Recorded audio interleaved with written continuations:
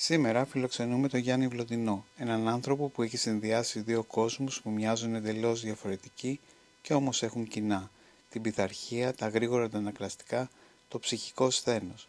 Από τη μία είναι 14 φορές πρωταθλητής Ελλάδος στην επιτραπέζια αντισφαίριση και πρόσφατα κατέκτησε τον τίτλο του Πανευρωπαίου Πρωταθλητή Βετεράνων στην κατηγορία 50-55.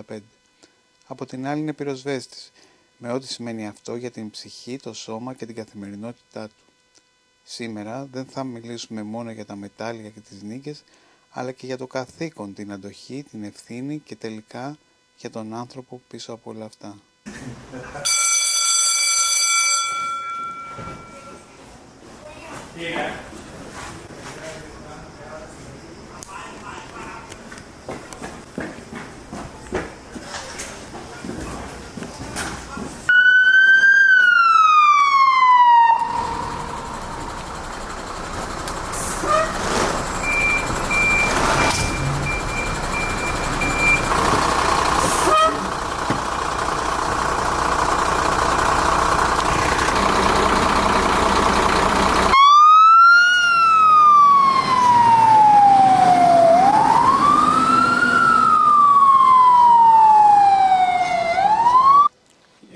Γεια σου Γιάννη, σε ευχαριστούμε πολύ που μας δέχτηκες εδώ στην Πυροσβεστική για αυτή τη συνέντευξη.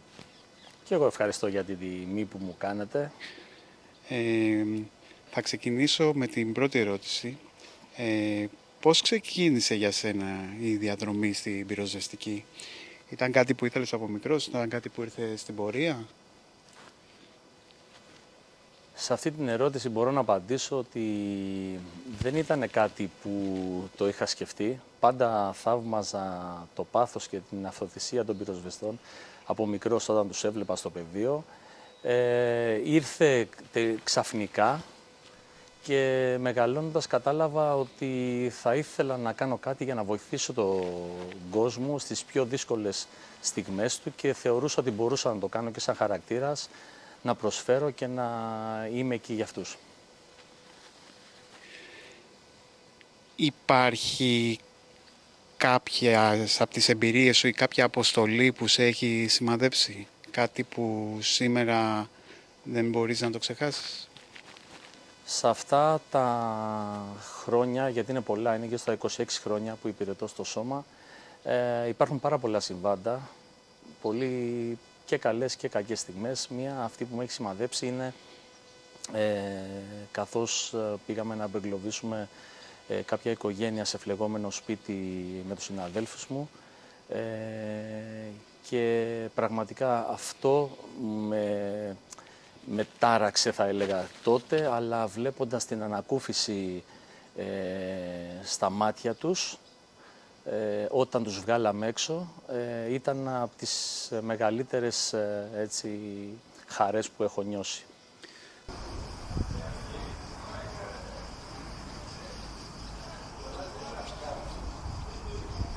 Θέλεις να μας πεις και ένα όμορφο γεγονός?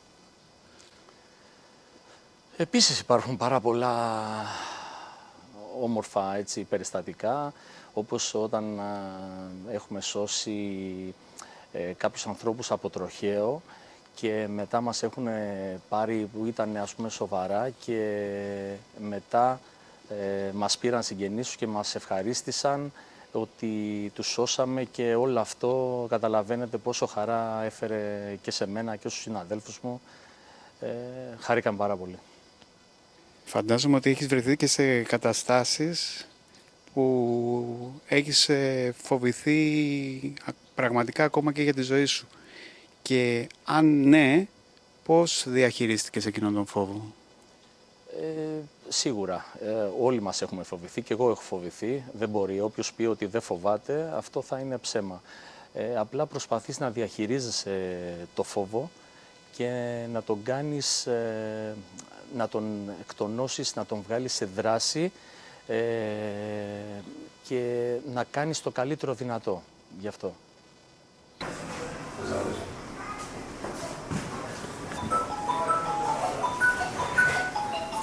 Μπορείς να αφήσεις τη δουλειά σου όταν τελειώνει η βάρδια ή την κουβαλάς πάντα μαζί σου? Ποτέ δεν μένουν μόνο στο σταθμό τα θέματα, τα περιστατικά και ό,τι αντιμετωπίζουμε. Πάντα υπάρχουν στιγμές και σκηνές τις οποίες κουβαλάμε συνέχεια μαζί μας. Απλά μαθαίνεις να τα διαχειρίζεσαι, γιατί πρέπει να παραμείνεις πάντα δυνατός για το επόμενο συμβάν και το επόμενο περιστατικό. Κάθε εμπειρία από εκεί και πέρα γίνεται γνώση και σε διαμορφώνει σαν άνθρωπο και σαν επαγγελματία. Τελικά, ποιο είναι για σένα το επάγγελμα του πυροσβέστη? Εγώ δεν θα το έλεγα επάγγελμα, θα το έλεγα λειτουργήμα. Είναι ένα λειτουργήμα στο οποίο δεν μπορώ να το περιγράψω και σαν λόγια. Είναι κάτι το απίστευτο, σου δημιουργεί απίστευτα συναισθήματα, πολύ έντονα συναισθήματα, χαρές, λύπες. Για όλους τους συναδέλφους καλούμαστε να ανταπεξέλθουμε σε μεγάλη γκάμα συμβάντων και αυτό θεωρώ ότι έχει κάνει ακόμα πιο δύσκολη την αποστολή μας. Και σίγουρα αυτό που μας ικανοποιεί είναι αυτή η αναγνώριση από τον κόσμο, η οποία το βλέπουμε στα μάτια τους και σε όλα αυτά τα κολακευτικά που λένε τις περισσότερες φορές για μας. Θα περάσουμε τώρα σε ερωτήσεις που έχουν σχέση με την επιτραπέζια αντισφαίριση. Πιστεύεις ότι το πινκ-πονγκ σε έχει βοηθήσει να αντιμετωπίζεις κρίσεις πιο ψύχραιμα, να σκέφτεσαι δηλαδή πιο άνετα, πιο καθαρά μέσα σε πίεση? Σίγουρα. Το πινκ-πονγκ απαιτεί απόλυτη συγκέντρωση, μεγάλο έλεγχο συναισθημάτων και καθαρή σκέψη μέσα σε κλάσματα δευτερολέπτου. Αυτή λοιπόν την οτροπία υπάρχει και στη δουλειά μου και προσπαθώ να παραμείνω ψύχραιμος κάτω από ιδιαίτερα δύσκολες συνθήκες πίεσης. Προσπαθώ λοιπόν το άγχος αυτό και το στρες που προκαλεί η δουλειά να το μετατρέψω σε δράση.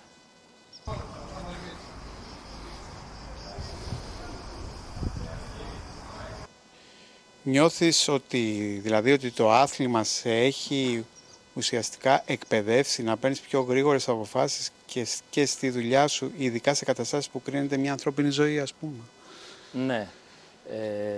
Αυτό επειδή οι αποφάσεις ακόμα και στο πινκ-πονγκ παίρνονται σε κλάσματα δευτερολέπτου, πρέπει να αποφασίσεις τι θα κάνεις. Το ίδιο πράγμα είναι και στη δουλειά, ότι πρέπει οι αποφάσεις που παίρνω στα συμβάντα πρέπει να είναι άμεσες και σωστές.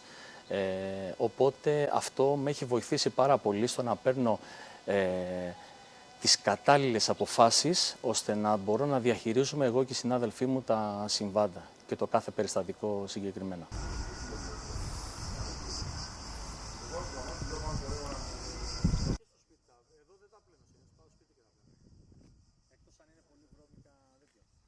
Είσαι 14 φορές πρωταθλητής Ελλάδος και πρόσφατα πρωταθλητής Ευρώπης στη κατηγορία των βετεράνων.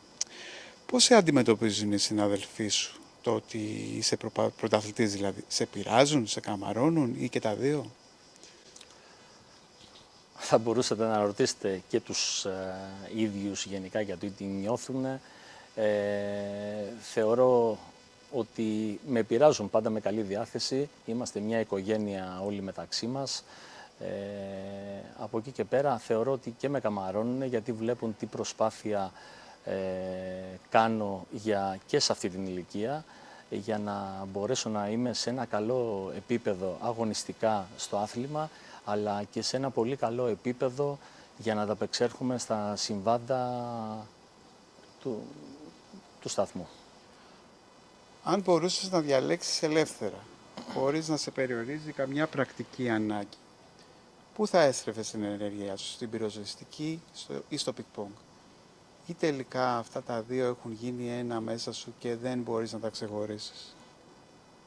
Αυτό πραγματικά είναι μια δύσκολη ερώτηση, αλλά αυτό που θα μπορούσα να απαντήσω σε αυτή την ερώτηση είναι ότι τα δύο, δουλειά και πινκ-πονγκ, έχουν γίνει ένα.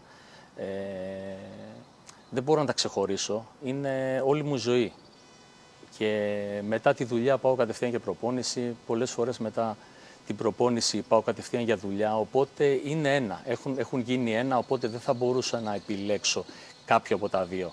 Έτσι. Και ειδικά για το γεγονός ότι είμαι πυροσβέστης, θα μπορούσα να πω ότι αν γύρναγα το χρόνο πίσω, πάλι πυροσβέστης θα γινόμουν.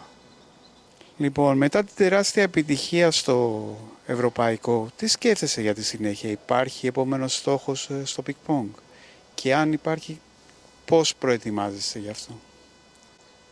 Σίγουρα αυτό που θέλω είναι να παραμείνω υγιής, γιατί καταλαβαίνουμε όλοι ότι και στον αθλητισμό αλλά και στη δουλειά μας πρέπει να είμαστε καθόλου υγιείς, έτσι. Να παραμείνω υγιής, να πετύχει η ομάδα που είμαι ο Ταύρος τους στόχους του για φέτος, στην οποία ομάδα του Ταύρου πήγα με μεταγραφή φέτος. Να είμαι υγιής, επίσης να προσφέρω εδώ, να κάνω το καλύτερο δυνατό για τη δουλειά μου.